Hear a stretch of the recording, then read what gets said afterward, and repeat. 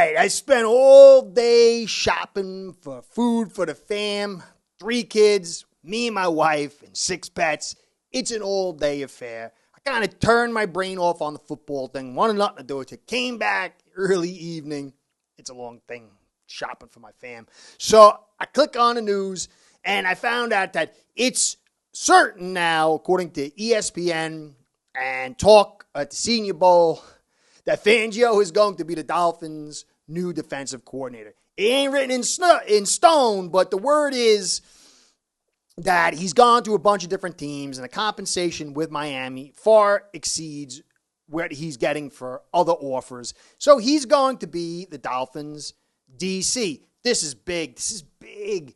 I really was excited about it. I wanted to wait till the morning to see if any news popped that, it wasn't totally true. And it's not written in stone yet, but it really looks good. This is great news for the Dolphins. It really is. Key issues that we needed going into this next season is going to be helped with Fangio. McDaniel is a green head coach, and he took on head coaching responsibilities along with play calling responsibilities. And clearly there was a level of McDaniel being overwhelmed. You could see it in the game plans. You could see it in the game calls, the play calls. You could see it in the penalties. There was a sense of being, but it's natural. It's expected. The mulligan for year 1 should be there for any coach, especially a green head coach. Now, going into year 2, these things have to be fixed. This is a big deal. 23 and 24 is a window. You look at it, it's a clear window, especially 23. So this is huge news. I'm going to dig into that. But then there was like a yin and yang. There was the positives with Fangio, and then there was the release of Matt Applebaum. So I'm going to cover both those, really dial in a little bit on the Fangio thing, but kind of raise some questions and figure out what's the deal with Applebaum. So before I get into that, though, I want to give you guys a shout out. I appreciate everything you guys do, but I also want to give a shout out to Ace Per Head, my sponsor. Without you, without them, this show ain't going down. Ace Per Head's betting software is the premier white label platform for bookies to manage their players and grow their sportsbook operation. Click the link in the description below to get set up in minutes. Ask for the Curtis promo and get a special introductory discount. Okay, some people are upset. Fangio's being a little mercenary. He didn't want to come here right off the bat. It's a little weird the way it was released. I don't know why Miami let it leak or why the media took what they heard and inflated it the way they did, or even why guys like me didn't really question it until it was signed, sealed, and delivered. But whatever the case, something wasn't handled right. I understand from my standpoint, I need to be a better journalist. I'm going to work on that. But something went wrong screwy early because during this period, from the reports we're getting now, who knows, this is just the reports, that Fangio was kind of playing the field, seeing what the best opportunities he could get. And now that it looks like Miami is the best, he's coming here. Fangio, I want to get into the defenses he had, how they escalated when he took over. And, he had some problems because a lot of times he was behind very, very poor offenses. You can look at the defense, and if they got a good offense, there's really no excuse if they don't perform. But if you have a black hole on offense, there is some excuses and context why the defense doesn't perform. Now, Fangio had some excellent defenses, especially in the pass game, is what we need most desperately. He's able to disguise, he's able to confuse, he's able to use different techniques and an intellectual approach on how to handle coverage, which is what we need. Kohu is an excellent player. He has some issues in mid to late clock in his man coverage, and that's going to be masked a little bit. We got Holland on the top, who really kind of lost some of his way last year because he wasn't being put in situations that were best for him, and Fangio's going to do that. And then we have Howard, who's still unbelievable, but he's just always injured. He cannot cover man coverage all season long. He gets dinged. He's kind of been injured a lot, and that's sucking away some of his stuff. Totally healthy, he could do anything. So all this coming together with a lack of assets to pick up corners, it's not easy to find them. So this is really good for our coverage, as well as our blitzing, ability to use defense, players in his defense to accentuate their skill set. This is great news, along, as I said, with his ability to help with discipline, game planning, controlling the team. McDaniel is going to be boosted, and he needs to be, going into this critical 23 season. Now, it's 4.5 a year for Fangio, and McDaniel's making just about the same thing. Fangio's got 3 years. McDaniel's got 3 years left on his contract. So there is a 3-year period of what looks to be consistency, and we need that. This switching around all the time is not good for winning. It's dysfunctionality at its highest. You look at the Steelers, they have good seasons, they have bad seasons. They kind of ride it through and stay the course. We're just constantly changing. So this is good news. Now, on the negative side of that, Matt Applebaum was fired. He had a couple years now, 6-7 years in college. He was considered an offensive line guru. Now he's been released. Why? We're not told. It's really a conjecture at this point.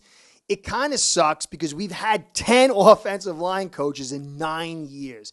And as much as I like McDaniel, what he's able to do from a macro standpoint, a little concerned about the micro. You could see maybe he was overwhelmed towards the end of the season with game planning, play calls, and the discipline. I expect that to be mitigated a lot with Fangio and just experience and ability to stop and breathe and rethink. But the offensive line is the key unit. It makes the NFL world go around. I say it over and over and over again. And I've tried to express that for 2 seasons. You know, people want to, we got this receiver, we got this, we got that, we got everything. Everything is held aloft by the offensive line. It does not need to be as, prominent as the quarterback, as the receivers, as the defense. They need to have a higher level of talent, but you need at least average level starters and average level depth. And the play at that unit has to be solid at least. And then your offensive skill set, skill players, the receivers, the running back, the quarterback, and then the defense, that can build on that and help out an average unit. But if you have subpar starters and subpar depth, you're going to seek inconsistency. And as the season progresses and the offensive starters get banged up or injured and that lack of depth, you're going to see higher levels of inconsistency and fluctuation. We've seen that for a long period of time, but for the last 2 years, clearly this is the case. Now, last year we said, well, the coaches weren't any good, and once we got new coaches, the talent would rise, and we were good. We injected Teron, we injected Connor. Connor played at a very high level. Teron played when he was healthy at a high level, but still we had this fluctuation because our depth wasn't good enough, neither was our starters, and now we've kind of run out of excuses to say the coaches suck. It's about talent. Now, Applebaum is gone. And we got Gene Pierre still here. He was part of the sucky coaching staff with Flores, but now he's still retained and Applebaum's gone. Why? We don't know. To me, either Applebaum sucks, and it's hard to say that considering you had so much fluctuation. I mean, Teron was in and out. Eichenberg was poor and then went down and then came back in and was poor. And then Jackson was out right away, and then you had Shell coming in, Shell coming out. You had the left tackle in and out, different players. Left guard, different players. You had Jones bouncing back and forth, and Hunt. I don't understand how you could say the lack of production was on him. The only thing that I could say possibly is a discrepancy or difference of opinion on talent. It was weird not to see Jones starting at left guard and having Eichenberg start. Jones was way better when he was in. Eichenberg was a liability almost all the time. And it was a weird conversation going on with Smith about a hard decision between the two. And I don't think it was a hard decision. So the only reason I could say to let him go is because Applebaum had one evaluation for the players and another group had another evaluation. But who knows? Bottom line is we need to get this offensive line right. We need at least, even if you're high on Eichenberg and high on Jackson, we need a injection of depth at talent, considering Tehran goes down a lot. Now we need an offensive line coach. And this season's, again, going to be based on this offensive line, even with Fangio. Fangio's defense is going to bring consistency. McDaniel is going to eliminate some of these penalties, and he's probably going to adjust some things to help that out. He's going to become a better coach. He's going to be a better game planner. But this offensive line, it needs to bring that consistency from week one all the way to the Super Bowl if we get there. I mean, look, I'm going to do a podcast on it, but look at Burrow with the Bengals.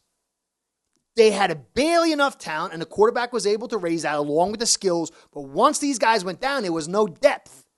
And he got hammered.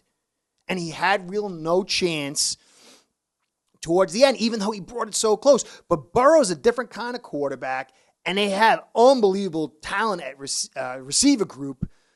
But you need offensive line play. So who will Miami bring in? What will be the excuse if it doesn't pan out this season? I don't know. I know we need talent. I know we need an offensive line coach. And so there is this yin and yang. I'm totally happy with Fangio. I'm totally happy with what the HC improvement is going to happen with McDaniel with Fangio. But this offensive line thing, again, is going to be the key. Anyway, this is Curtis saying thanks for stopping by. Good news, but we still got to wait to see this offensive line stuff. So be happy. Catch you next time. Be well. Go Fins. Start building your own online sportsbook today by getting signed up with aceperhead.com service that'll allow you to book action on sports from all around the world.